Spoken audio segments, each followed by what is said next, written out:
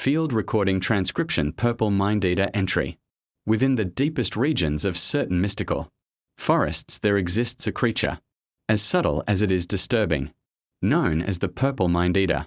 At first glance it appears harmless, even delicate. The creature is small, no larger than a common bird, and is covered in bright violet feathers that seem to shimmer softly in low light. Strangely, it possesses no wings, yet it drifts effortlessly through the air, moving with a slow pulsing motion much like a jellyfish floating through water. Its movement is silent and smooth, allowing it to pass through dense forest without disturbing so much as a single leaf. Despite its gentle appearance, the purple mindeater is a parasitic controller, rather than a simple predator. It does not hunt in the traditional sense. Instead, it seeks out large and powerful creatures such as trolls, favoring those that roam or sleep alone. The mindeater waits patiently until its chosen host falls into a deep sleep. Once the opportunity presents itself, it glides silently toward the creature and slips into its ear. What follows is a precise and invasive process. The mindeater burrows inward, using its small body to navigate through the ear canal and into the skull itself.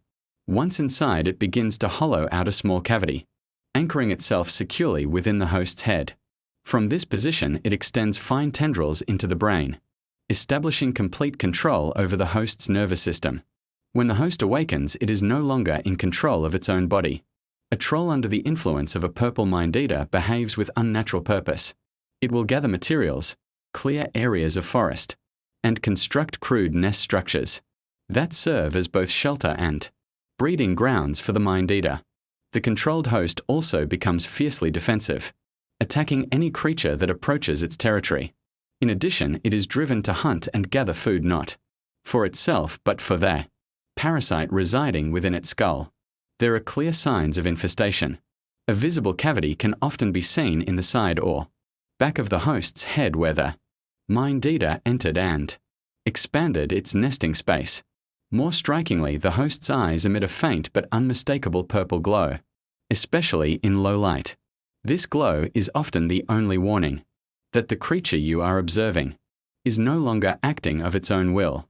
The purple mindeater rarely leaves its host once control has been established.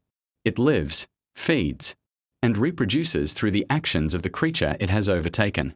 Only when the host body is no longer viable will it emerge in search of a new victim, drifting once again through the forest in eerie silence.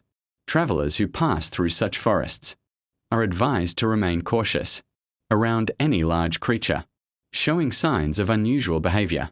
For if the eyes glow purple, you are not dealing with a single mind, but two, and only one of them is truly in control.